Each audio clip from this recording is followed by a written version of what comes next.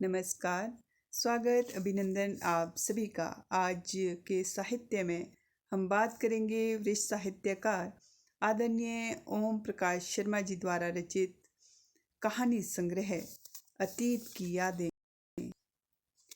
ये वर्ष 2023 में प्रकाशित हुआ है और सतलुज प्रकाशन से ये प्रकाशित हुआ है। और इसका मूल्य की अगर हम बात करें तो इसका मूल्य है 300 रुपये।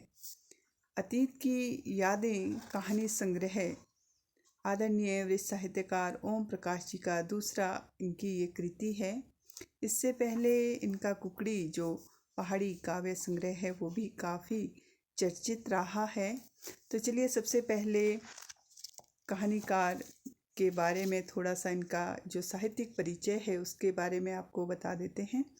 इनका जन्म जो है 5 मई 1952 को ग्राम शको डाकखाना शोघी जिला शिमला में हुआ और 24 वर्ष तक हिमाचल प्रदेश पुलिस और 14 वर्ष से अधिक हिमाचल शिक्षा विभाग में इन्होंने अपनी सेवाएं दी हैं। और उसके पश्चात सेवानिवृत्ति के पश्चात ये लगातार जो है लेखन से जुड़े हैं और काफ़ी साहित्य रच रहे हैं, बहुत सक्रिय हैं। और साथ ही साथ जो साहित्यिक गोष्ठियाँ होती हैं उसमें भी इनकी सक्रिय रूप से भागीदारी रहती हैं।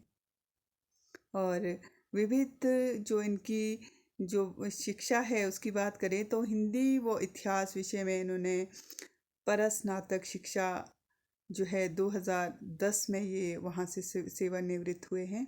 और शुरू में ये थोड़ा बहुत लेखन करते रहे, लेकिन जो सेवानिवृत्ति है उसके पश्चात इन्होंने लेखन में जो रफ्तार पकड़ी है वो हम सभी जानते हैं। और ये देश ही नहीं बल्कि पूरे जो हिमाचल प्रदेश है सभी इनके नाम को कौन नहीं जानता है। और ये इन्होंने अपनी एक जो साहित्य जगत है उसमें एक अलग सी पहचान बनाई है। और तो चलिए आज अतीत की यादें कविता जो कहानी संग्रह है उसकी बात करते हैं। और इससे पहले जो कविता संग्रह इनका आया है कुकड़ी, उसके बारे में भी हमने चर्चा की थी और लाइव एक सेशन उस पर भी किया था। तो फिलहाल आज हम बात करेंगे अतीत की यादें कहानी संग्रह की। बात करें इसके संग्रह के अनुक्रमण की तो इसमें जो है इन्होंने 19 कहानियाँ शामिल की है।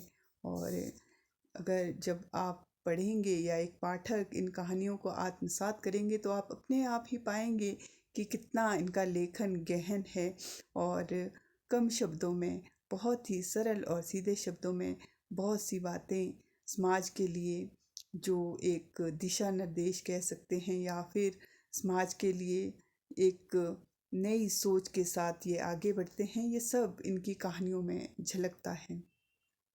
इन्होंने जो कहानियाँ इसमें शामिल की हैं उसमें हैं सबसे पहले तो अतीत की यादें, फिर प्रीति भोज, भतीजी का विवाह, मंथन, भाग्य विडंबना, बालक मन, प्रतीक्षा, दादा का रोग, जेब कतरा, छोटी सी भूल, गृह प्रवेश, कर्तव्य निष्ठा, एहसास, पारो, अजीब रिश्ते, कालू, ज्ञान व समझ, नया मोड़ और सुरेश। ये कुछ कहानियाँ हैं जिसमें इन्होंने शामिल की है। और इन कहानियों को जब आप पढ़ेंगे तो पाएंगे कि जो इनके जीवन अनुभव है, जो इन्होंने अपने आसपास घटित होते देखा है, वो फिर चाहे इनके कार्य क्षेत्र हो या फिर समाज में जहाँ पर ये रहते हैं, तो उन सब कहानियों को इन्होंने अपने शब्दों में किस तरह से पिरोया है। साथ में जो बिंब होते हैं कहानियों को और ज़्यादा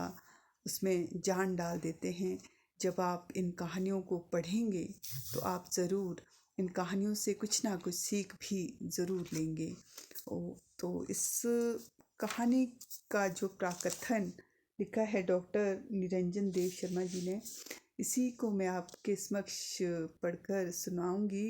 इससे आपको बहुत कुछ मालूम पड़ जाएगा कि किस तरह की ये कहानियाँ हैं और क्या समाज को किस तरह से आईना दिखाने का काम करती हैं। समाज एक जटिल इकाई है और परिवार उसका एक हिस्सा। पारिवारिक रिश्तों की अलग जटिलताएं होती है और कुटुंब की अपनी। ओम प्रकाश शर्मा द्वारा लिखित 19 कहानियों का संग्रह अतीत की यादें हमारे समाज और परिवार की ओर जो विसंगतियां हैं उनसे जूझता है। अतीत हमेशा संवेदनशील इंसान का पीछा करता है और वहीं से ओम प्रकाश शर्मा की अधिकतर कहानियां उपजी हैं। मंथन, भतीजी का विवाह, अतीत की यादें और वे जैसी कहानियां, इसी श्रेणी में इन्हें रखा जा सकता है। दूसरी ओर जेब कतरा, ज्ञान और समझ जो कहानियां हैं, सुरेश, नया मोड़ और छोटी सी भूल जैसी जितनी भी छोटी कहानियां हैं इसमें संग्रहित की गई है, उसमें शहर में घटित होने वाली घटनाओं के बारे में, उनके जो भावनात्मक जो रिश्ते होते हैं उन सब के बारे में। कालू नाम की कहानी जैसे आप पढ़ेंगे तो उसमें मनुष्य और कुत्ते के जो भावनात्मक रिश्ते होते हैं उसके बारे में उसकी अभिव्यक्ति यहाँ पर की गई है। घटनाएं तो रोज ही हमारे आसपास घट रही होती हैं, पर एक सजीव जो कहानीकार होता है वो सामान्य सी दिखने वाली घटनाओं को भी अपने शब्दों में इस तरह से पिरो देता है कि हम उसे जो आसपास वो देखता है उन घटनाओं को देखते हुए अपने शब्दों में पिरोने की कोशिश करता है। और घटनाओं के पीछे चलने वाले मनोविज्ञान की समझ का जो यथार्थ की घटनाओं का कल्पना के साथ सामंजस्य बैठाते हुए वे अपनी कहानी को आगे बढ़ाते हैं, कभी ब्यौरों से तो कभी संवादों के माध्यम से कहानी की गति बढ़ती जाती है। ओम प्रकाश शर्मा अधिकतर ब्यौरों के माध्यम से यानी कथन के माध्यम से आगे बढ़ते हैं। ये उनकी अपनी ही एक अलग शैली है।